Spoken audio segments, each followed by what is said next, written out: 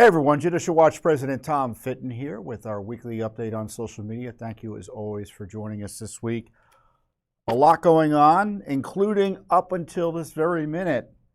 So much happening in the area of corruption. So I'll try to bring you up to date on the big stories this week, not only here in Washington, D.C., where Congress is trying to further destroy the country with some immigration shenanigans, but what Judicial Watch is doing in terms of trying to hold the corrupt government to account. First up, I want to bring you up to date on this illegal immigration crisis. We've had two big stories in that regard. First of all, there was this tax bill that was passed by the House of Representatives. It was one of these issues, again, where Democrats and Republicans worked together over the objections of conservatives in the Hill to pass a tax deal that had two major components. One concerned tax subsidies for folks with children, and the other related to certain taxes tied to businesses. So the Republicans and the business community were desperate for those business tax fixes, and these were taxes that were punishing businesses that were instituted, or taxes, or I wouldn't say taxes per se, but as you know, businesses get the write-off loans and expenses and such, and in order to save money, government comes in and says you can't write off a business expense that you previously could. So that was a lot of what was at issue, and of course I'm being very simple in describing it, or very surface-like in describing it. But the other big deal was the expansion, as alleged by conservatives, of the child tax credit. Now, some conservatives were supportive of it because they believe that children are important and that parents, the tax system doesn't account for the costs in raising children, and certainly folks who are at the bottom of the economic scale need as much help as possible in terms of supporting their decision to have children and raise them. Now, those of us who think that people should be responsible for raising their own children more or less, unless there's a dire emergency, that charity and government at the last possible, as a last possible stopgap can come in, that's where the debate is. But that all being said, what was interesting about the tax fight this year, or this tax bill this year, at least in the House, is that the tax subsidy I was talking about for children can be taken by illegal aliens. That's right, you heard it. Despite everything you're hearing about at the border, another benefit of being here in the United States is coming here under this system, having a child. Even though you're here illegally, your child becomes a citizen under what I think is a misapplication of the law. But that being said, that's what's happening. And so there are tax that you now get entree into tax benefits, such as which was expanded and furthered this week on the Hill. And no one knew about this. Now, I should say no one knew about it, because some people did know about it. We were upset about it. But I don't think a lot of conservatives on the Hill were as dialed in on it until, frankly, Judicial Watch, specifically through my Twitter account, I highlighted this issue on Wednesday morning, the day of the vote.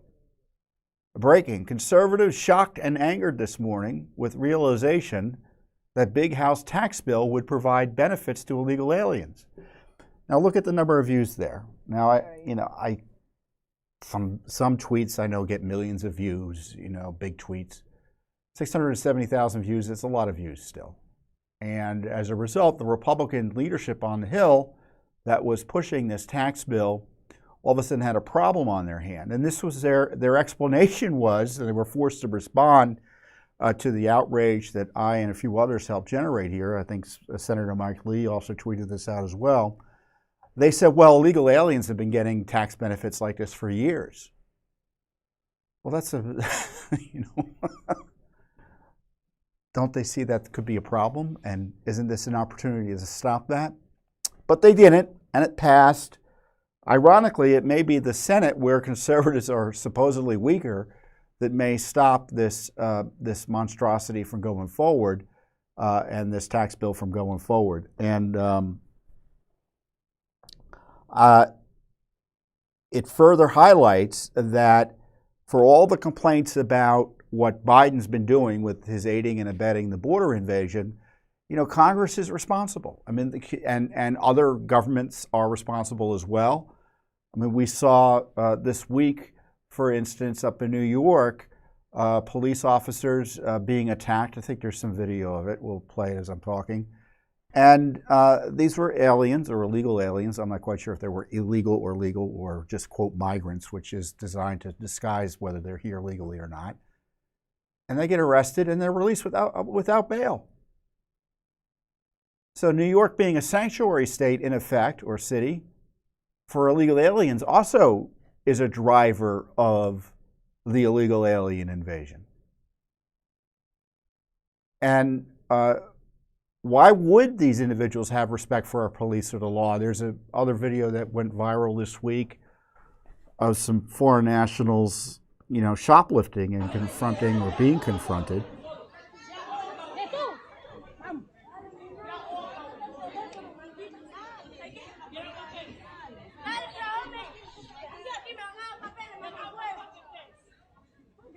So this is lovely, isn't it?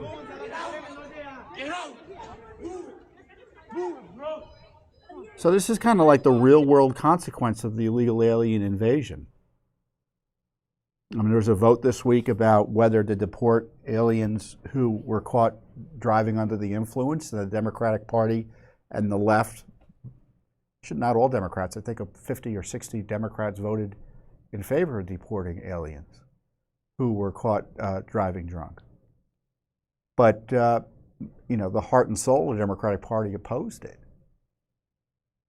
And this is kind of the left open borders approach. They don't want anyone who makes it here to the United States, legally or otherwise, to be removed once they're here.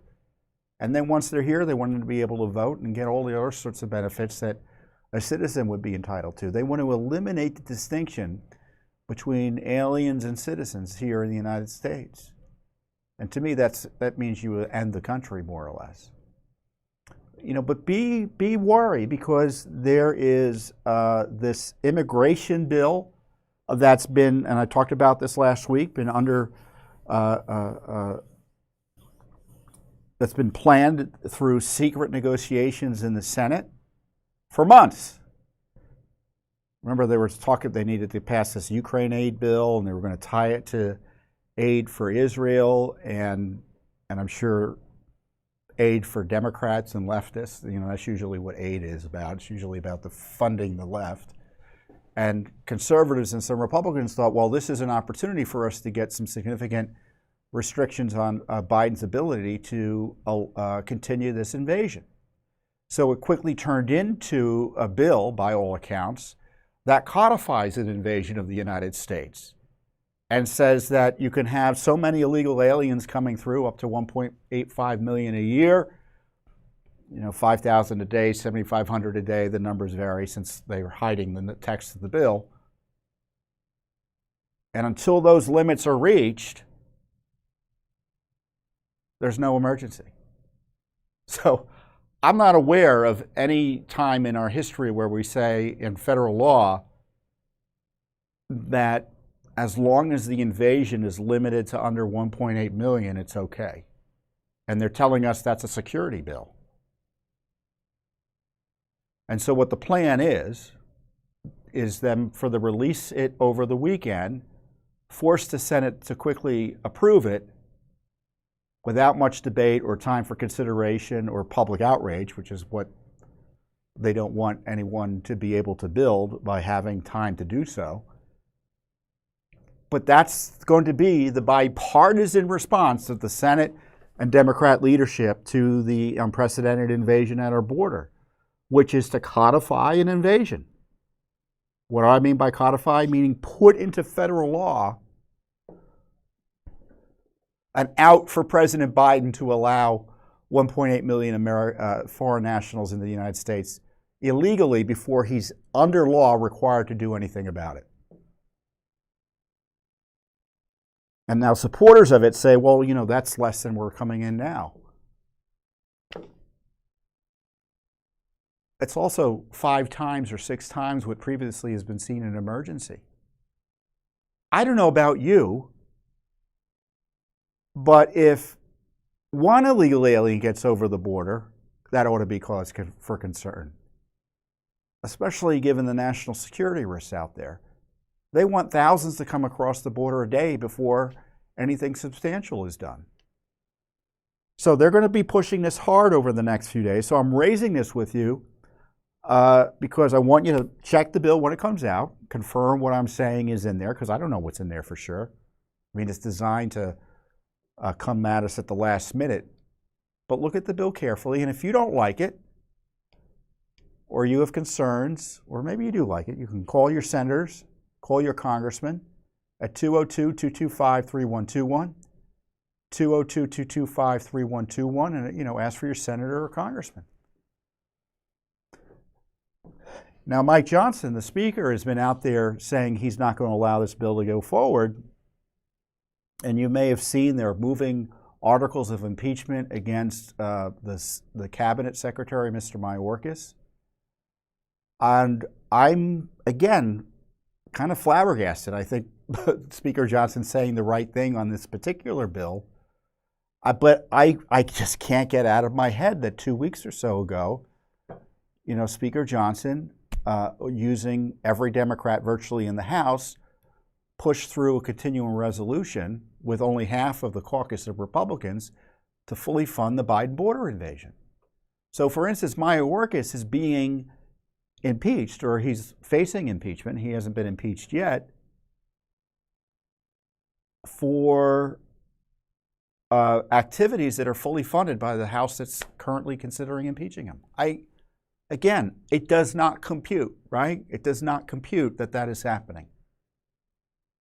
And it makes me think that the impeachment of Mayorkas, however necessary, is woefully insufficient. Because if things are so crazy that you're going to impeach a cabinet official for the first time in 150 years, well, maybe you should do things that are really within your purview as well in terms of government funding to shut down the Biden border crisis. I mean, our lives are at risk, our safety's at risk, our sovereignty's at risk, our national security's at risk, our children's future's at risk. I mean, there's a lot of money at risk here too. I saw a recent data point. We did a poll, and I don't know how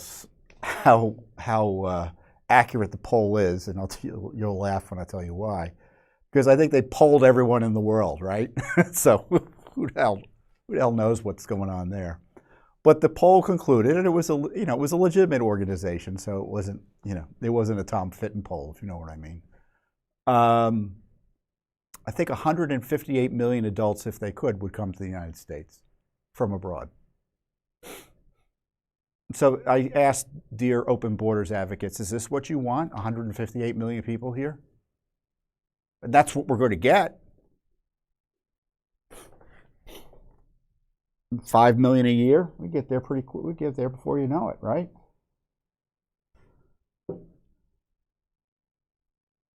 And so Congress is yelling about Mayorkas.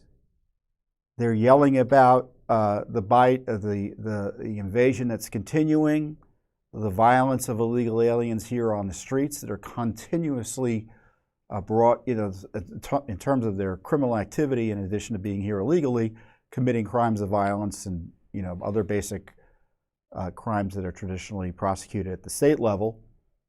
They're prosecuted or arrested and then given a slap on the wrist and let out again to go on and commit more crimes. They're not even deported.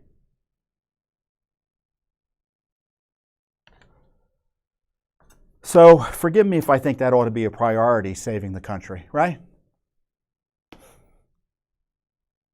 But what do you think the House should have spent more time on last week? the tax bill or making sure the country wasn't going to be destroyed as a result of the Biden border invasion? Or how about a compromise, making sure that tax bill didn't incentivize the continued destruction of our country through the Biden border invasion? At least don't do any additional harm. But they didn't. They said they might get to it in another bill and fix it then. Yeah. Well, that's probably not going to work out well, right? So the other big development this week is, and it just happened a little bit before I came on to talk to you now, is there was a court filing due in court in Fulton County by the district attorney's office there to respond to the allegations that the Democratic Party official, the elected prosecutor, Fani Willis, she's a politician, not an official. She's actually a Democratic Party politician, by the way, elected, had an illicit affair or was engaged in an illicit affair with the special prosecutor she hired to target Trump. And President Trump and initially another defendant had brought all these charges forward and suggested that those payments, some of which, according to the divorce filings, which the divorce proceeding has been shut down conveniently for Mr. Nathan Wade, the special prosecutor, who is the paramour of Miss Willis. Wade, for instance, was able to buy trips for him and his friend, Miss Willis, to places overseas, and I guess they went to the Caribbean and places like that. And so finally, the court wanted more information, and the brief was due today. And in the brief, which largely doesn't address kind of the key allegations in terms of the conclusions that one might draw as a result of this illicit relationship, but it's confirmed there is an illicit relationship because everything was alleged until now in many ways in terms of what the nature of the relationship was. And you'll see it's a big. They filed, I think, 176-page brief. Maybe we'll put a link below so you can read their defense of what I think to be the indefensible. But for all the noise, there's an admission. It's way down in the back here. Paragraph 27 of an affidavit filed by Mr. Wade. 2022, District Attorney Willis and I developed a personal relationship in addition to our professional association and friendship. So the question is, what does that mean? What are the conclusions a court might make from that illicit relationship in this unprecedented prosecution of Trump? Remember what they're trying to do. They're trying to jail Trump and other American citizens for daring to dispute and exercise their prerogatives under the First Amendment, other federal law, and certainly the president's rights as president at the time to question the way Georgia ran the election, because Biden barely won in Georgia. And they want to put him in jail for it. It's a nakedly political prosecution, which makes it suspect enough and illicit enough to warrant shutting it down, but the courts haven't done it yet, and they're unlikely to do so. But on top of that, as we've talked about, we have this base corruption. And the question is, did the relationship they had, was he hired for improper reasons? He was hired in 2021. He goes out of his way to say the relationship began in 2022. They don't say when. Well, why was he hired to begin with? I mean, who are they fooling here? And then he says, well, we both could make, this is, by the way, the government is saying this. They're saying there's no ethical issue here. There's no ethical issue. Certainly nothing warranting dismissal of the case. And I guess the lawyers will debate it. I personally believe there's more than enough information, or in terms of these allegations, there's more than enough reason to shut this whole thing down, because I think everything that's been done has been tainted, at least in this case, has been tainted by this relationship. Because in my view, when you have a district attorney and her employee, first of all, we don't even know why he was being paid. We know technically why, right? He was hired to be special prosecutor in the Trump case. But because of the relationship, was he being paid for that reason or for another reason? I mean, and the fact that the question is out there raises questions about the whole prosecution. Was the prosecution being advanced so he would have a job so they could party together and travel together and literally feather their own nests? And I don't know what the court's going to do. Now, Fani Willis doesn't even want a hearing to take place. There was a hearing scheduled for the 15th, I think, and she wants it canceled. She says it's going to be a circus. No one should be able to ask any more questions about this. And I don't know about you, but I think there are plenty of questions to be asked about this.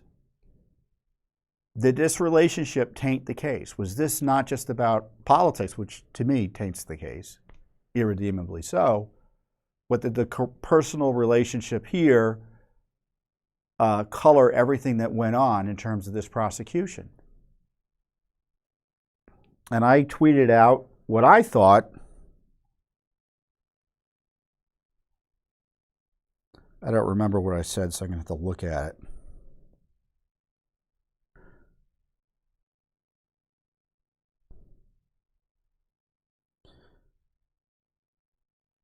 I carefully reviewed today's Fulton County filing, which confirms an affair between Fani Willis and the special prosecutor she is using to try to jail Trump and other Americans based on unprecedented political charges pushed by the Democratic Party and the Biden regime.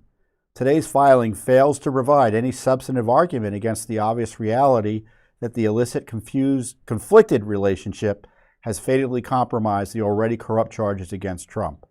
The whole case against Trump should be shut down, and the prosecutor and her paramour subject to court ethics and criminal investigations. So they're subject to a court investigation right now, so there is a hearing set. There are ethics investigations, at least I guess you might call them ethics investigations. Legislative authorities in Georgia are looking at it, and Congress is looking at it. But I do think the whole thing needs to be shut down. And they describe the hiring as perfectly normal and appropriate in the brief. And what Judicial Watch's approach on these issues is to trust but verify. No, actually, it's don't trust but verify, because we don't trust what the government says. Even in legal briefs, there's a demonstrated record of dishonesty, deceit, and misleading information by prosecutors, especially when it comes to Trump. And so we have a new lawsuit, which we announced the other day. Here's what I said about it. Hey everyone, Judicial Watch President Tom Fitton here with some breaking news. We have a new open records lawsuit against Fulton County, Georgia, over the hiring by Fani Willis of her alleged boyfriend to be a special prosecutor to target President Trump. Now, I'll tell you, this investigation of Trump is bad enough. It's an unprecedented political prosecution. But on top of that, now we've got these significant allegations of this nasty personal corruption involving Fani Willis and her alleged boyfriend. And on top of that, Fulton County is trying to hide documents about the whole mess. Because I guarantee you, we're not the only person looking for this or the only group looking for it. This is what we asked for. All county records, as defined under law, we cite the law, related to the hiring, appointment, procurement of the professional services of Nathan Wade or his law firm as Fulton County Special Prosecutor. This includes any request for services, proposals, contracts, invoices, or correspondence, physical or electronic, related to his hiring, appointment, procurement.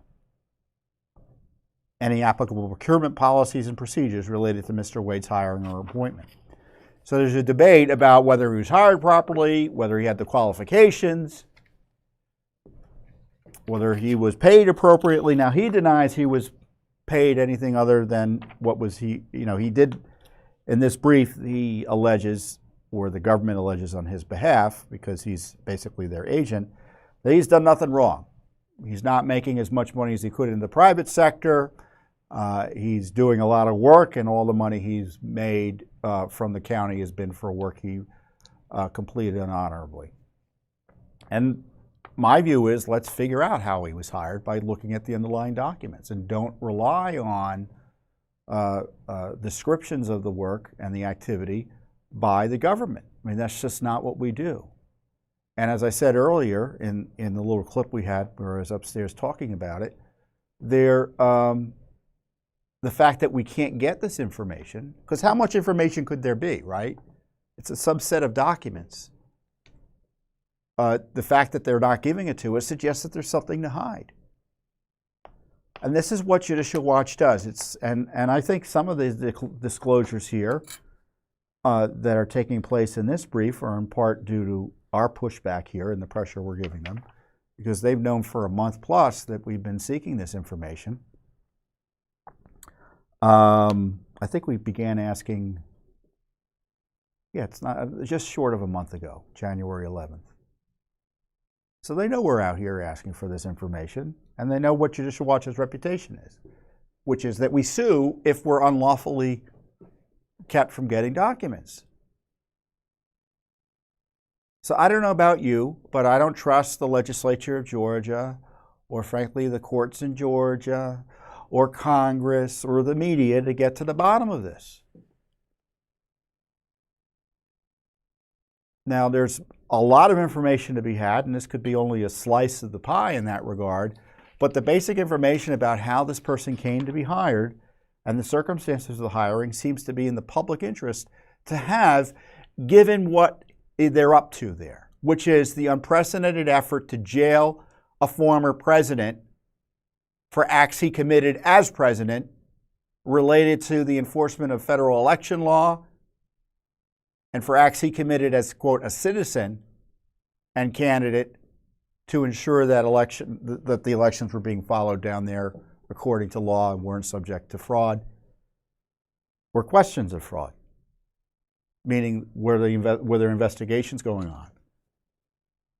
To me, this is just like Democratic payback and election interference, and it's part of a massive program and campaign by the Democratic Party throughout the land. A storm of election interference from Florida and Miami with Jack Smith with these fake charges over documents, up into Atlanta with Fani Willis, the Democratic politician trying to jail Trump with her boyfriend, up into here in D.C. with Judge Chutkan and Jack Smith and the Biden DOJ, the Biden regime again, like Fani Willis, a federal version of that claim in many ways, trying to jail Trump for opposing Biden, Putin-like behavior, up to New York with Alvin Bragg, the Soros-backed prosecutor letting those illegal aliens out while trying to jail Trump on unprecedented interpretations of the law related to a confidentiality agreement he had with a woman. It's just crazy town in terms of the rule of law. Now there are setbacks, like Fani Willis. When you seek to abuse authority, the good thing about our system, it's not so far gone that there are some rules that have to be followed, and there are setbacks when the rules aren't, and that the process sometimes provides protection as opposed to punishment. So there are issues in the down in Georgia, whether that ends the case or not, I don't think it's an open question. And up here in D.C., it's been delayed. Judge Chutkan had to take the case off the calendar today. She was trying to push this trial through on March 4th. I think March 4th was the date. No more. It's gone because there's an appeal about the unprecedented charges of Trump and whether he has immunity from being prosecuted for official conduct or activities he engaged in when he was president.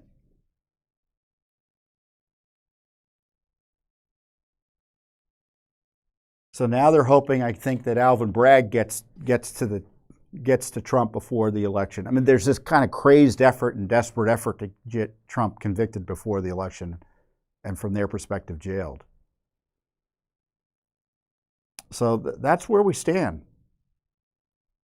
It's kind of like a slog, right, in terms of the legal battles of Fani Willis. It's kind of a tangential issue to the abusive prosecution, but it could be something that really rocks it. And who knows what's going to happen here in Washington, D.C. I mean, the courts up here are anti-Trump, so maybe the Supreme Court will do something to slow it down further, but who knows? Who knows? But again, this is what's important about Judicial Watch, is that I'm not just coming up here and commenting about it. You know, we're doing the litigation and fighting in court for the information. I mean, I'll talk about this more next week, but you know, we're still fighting Jack Smith to find out who his top people are that's working on this Trump case. I mean, they're telling us that there's no public interest in figuring out who the top officials are who are working for him. So he could have a Fani Willis in there. He could have a Peter Strzok, Lisa Page. For all we know, according to his theory of the case and the Biden Justice Department's theory, he could have Michelle Obama working on the prosecution and he wouldn't have to tell us about it. I joke, but that's the insanity we're facing with these individuals in the Biden Justice Department and Jack Smith, who, in my view, is a rogue prosecutor.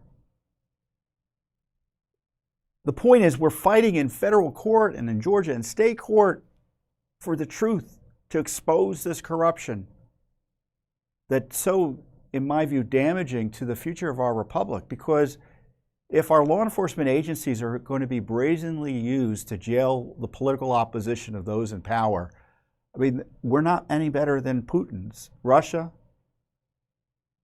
or in China or any of the other countries we're all supposed to hate. Frankly, it makes a mockery of our system now, and I think it weakens us now with our friends and our enemies, because they see an America that goes out and lectures others or tries to be a model for others in the best sense of the word as to how to govern yourselves and how to treat political dissidents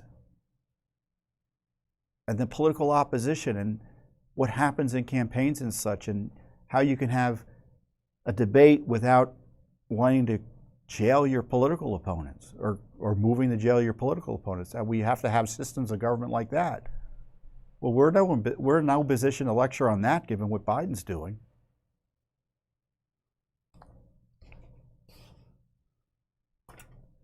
Speaking of January 6th, which they're trying to jail Trump for, the only homicide on that day was through the outrageous, awful shooting, needless shooting of Ashley Babbitt by Lieutenant Michael Byrd, a U.S. Capitol Police officer. And we've talked about before, we just filed a $30 million wrongful death action against the U.S. government over Ashley's death on behalf of her estate and her widower, Aaron Babbitt. So that case was filed, I think, 2-3 weeks ago. It's going to proceed. The government, I think, has 60 days to respond, so we'll see how Congress handles this case, because Congress is implicated, the Capitol Police. And, of course, the Justice Department is going to be defending this case, the Biden administration, so it's a twofer.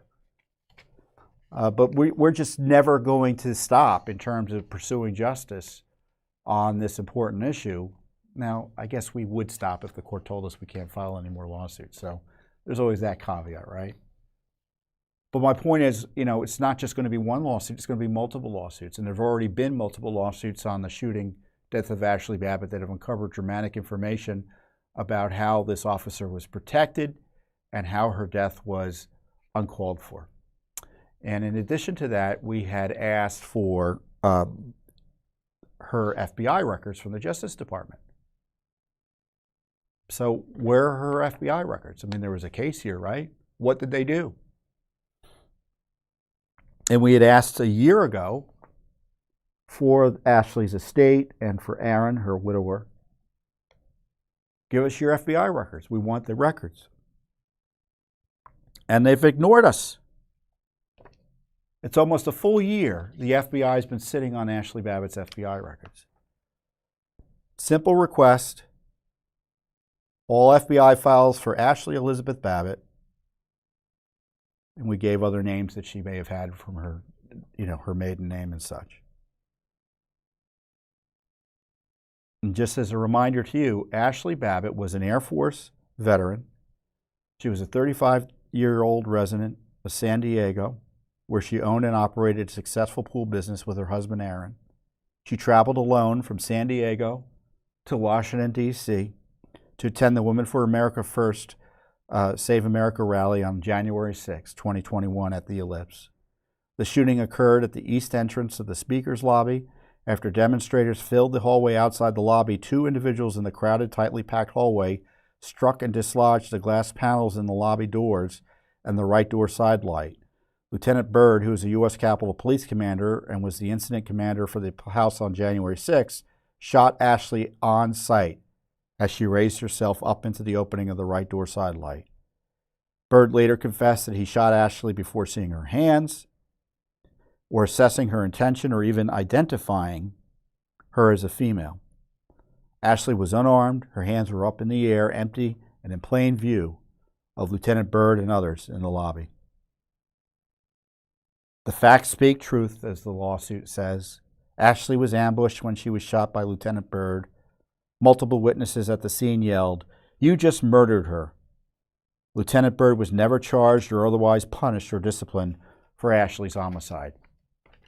It's pretty dramatic stuff, isn't it?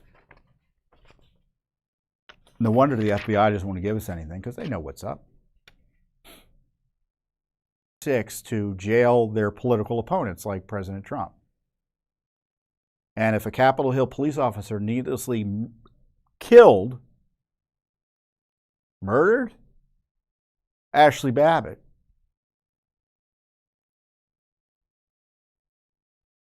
that whole narrative collapses, right?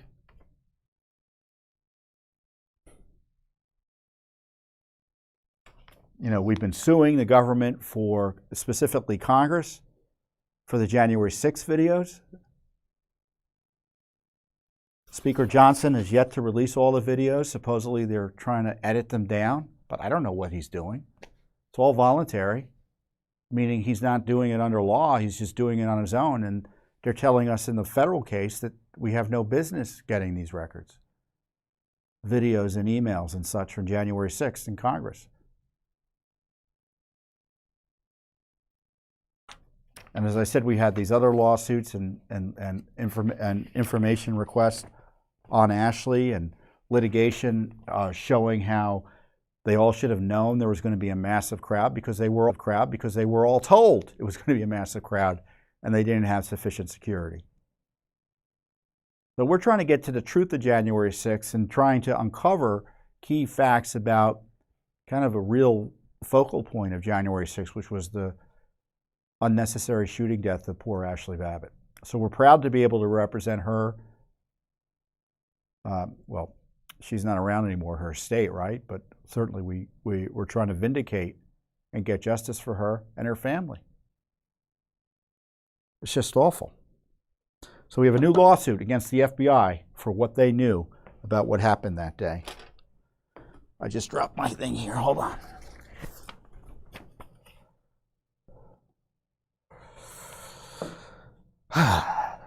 So, another way to destroy the country is to sow division and destruction through attacks based on race and segregation based on race and other characteristics. And in San Francisco, they are literally handing out money based on race, sex, and transgendered identity, in complete violation of the law. It's so brazen as to be shocking. I mean, why in this day and age do we have to argue that you can't give money out on the basis of race if you're the government? But that's what they're doing in San Francisco because, they're just this extremist group that are running the city that are doing this. And so we represent taxpayers who are aggrieved by this because taxpayers in California have the right to sue localities when they spend money on illegal purposes like this or illegal programs like this. So we sued over San Francisco's discriminatory payments to, quote, Black Latinx men, which the law refers to or the program refers to as transgender women. Now, I'm not saying this to be sarcastic. I mean, these are the kind of the craziness around this is that you kind of always have to double check yourself to know what you're talking about. Because your first instinct when you hear transgender women is that there are women who are doing something related to transgenderism. No, what they're trying to do is disguise the fact that these people are actually biological males who are trying to present themselves through mutilation and other changes as women. So this is the way the program works. You can't get money if you're white. You might get money if you're black, but not if you're a black female who presents themselves as a male, a transgendered man, right? But only if you're a black male presenting yourself as a black female. Does that sound lawful to you? Sounds racist to me. Sexist, right? Sex discrimination and race discrimination. Pretty simple. So we filed the lawsuit. We sued the mayor, the city treasurer, and the director of the city's Office of Transgender Initiatives, and city administrator Carmen Chu for violating an equal protection clause of the California Constitution, which is similar to the federal version. Mayor Breed announced the launch of the Guaranteed Income for Trans People program on November 22nd, 2022. The acronym is GIFT. The mayor's office stated in a press release that the city will, quote, provide low-income transgender San Franciscans with $1,200 each month up to 18 months to help address financial insecurity within trans communities. According to our lawsuit, applicants who do not identify as transgender, non-binary, gender non-conforming, or intersex are not eligible to participate in the GIFT program. Applicants are prioritized based on their biological sex and race and ethnicity. Biological males identifying as females are given preference over biological females identifying as male, and applicants identifying as black or Latino are given preference over applicants identifying as other races, ethnicities. And of course, I think the government doesn't refer to it as Latino. They smear and denigrate Latinos by calling them Latinx, which is some crazy transgenderism as well.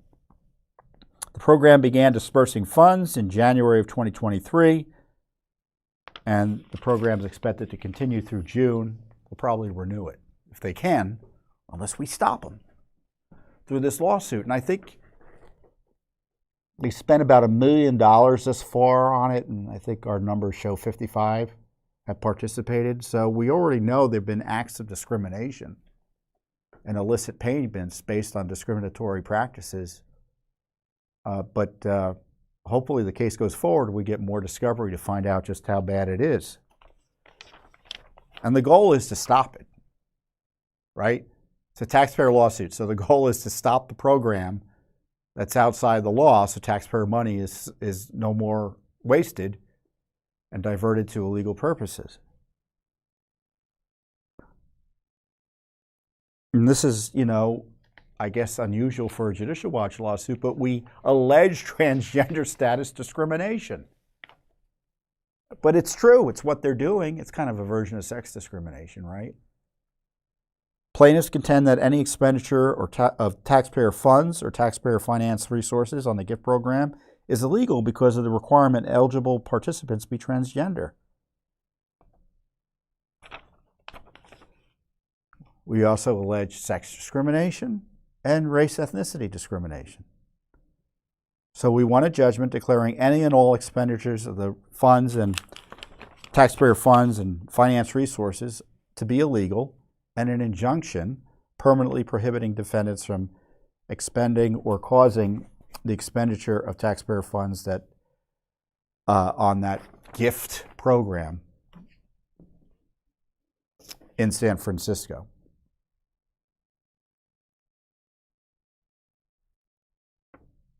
I mean, we already had a FOIA that came out. We had investigated it under FOIA, and we found that the program also allows illegal aliens to apply.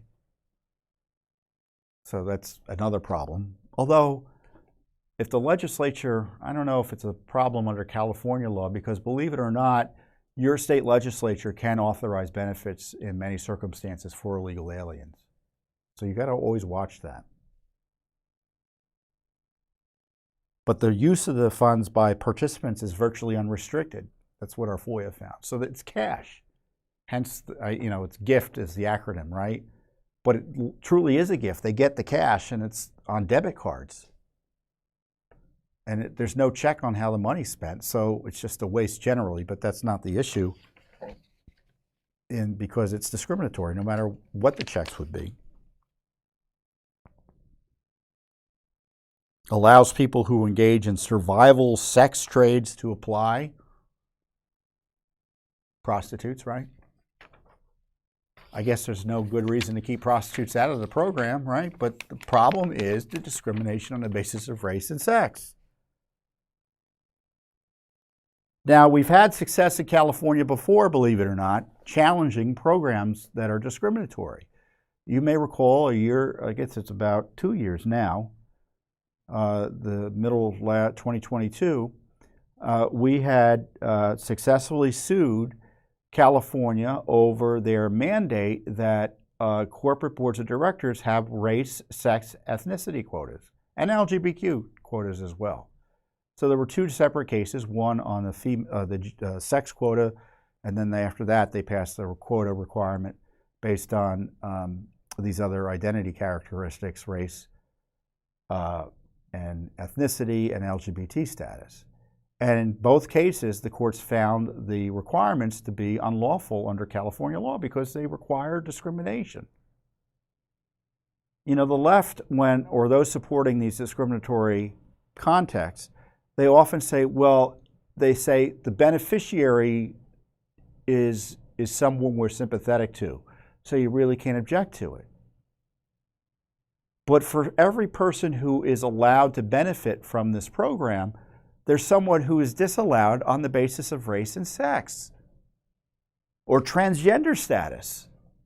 And that's illegal in California, and it's illegal generally under our Constitution. The government can't do that.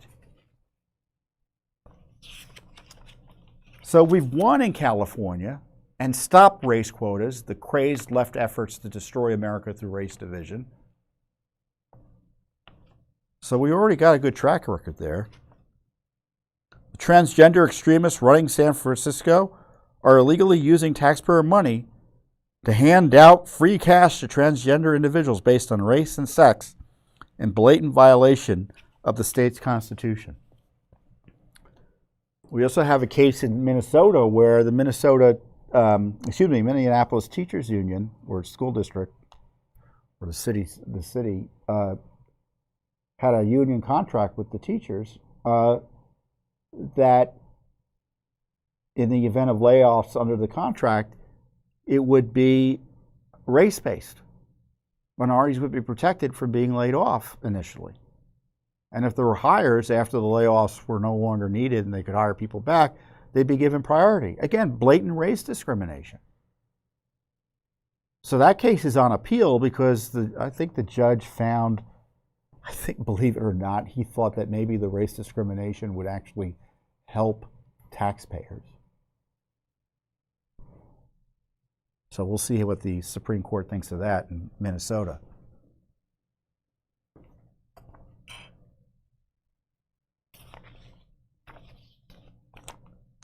Judicial Watch is one of America's leading civil rights groups because we're out there defending the rule of law to prevent people from being discriminated against. Now, the left used to be, at least pretend to be against that. And if you want a colorblind society, as the Constitution requires, if you want anti-discrimination laws to be upheld at the federal or state level, you can't have an exception for political reasons, or in the case of the left, they want these exceptions to, again, divide people by race in order to destroy America. I guess the ideology is interesting, but the fact is legally they can't do it and should not be able to do it. And we've been able to stop a lot of it, but they're not going to stop. pushing for the destruction of this country. I mean, you see this with the Biden administration with their focus on equity, which is kind of a kissing cousin of this effort to discriminate and segregate on the basis of race. I mean, we talked about last week how they had a play date in Oakland, at an Oakland school that was designed to exclude white children, school children, and families. I mean, racial segregation is back, thanks to the left. Racial discrimination is being enshrined under law, thanks to the left.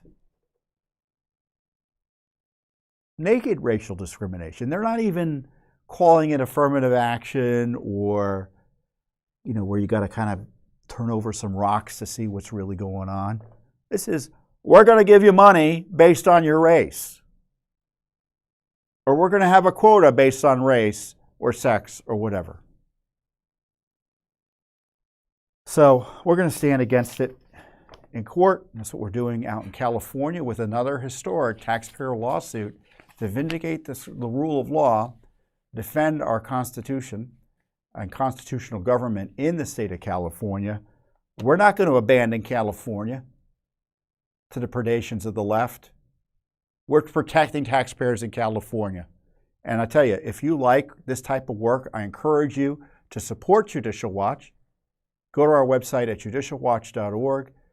You help us get information on the destruction of our republic through the effort to try to jail Trump and other innocent Americans who are opponents of the Biden regime, the effort to destroy the republic through racial segregation and division, or when you have this outrageous abuse where a citizen is killed by a police officer who works for Congress and nothing's done about it, Judicial Watch is trying to rescue America there and vindicate her rights and the rule of law generally in a way that protects all of our safety. We got a lot going on. Just going through it, I'm impressed, and I hope you are too. And of course, if you're supporting us already, thank you. And if you're not, join our cause and join our movement. And I'll see you here next week on the Judicial Watch Weekly Update. Thanks for watching. Don't forget to hit that subscribe button and like our video down below.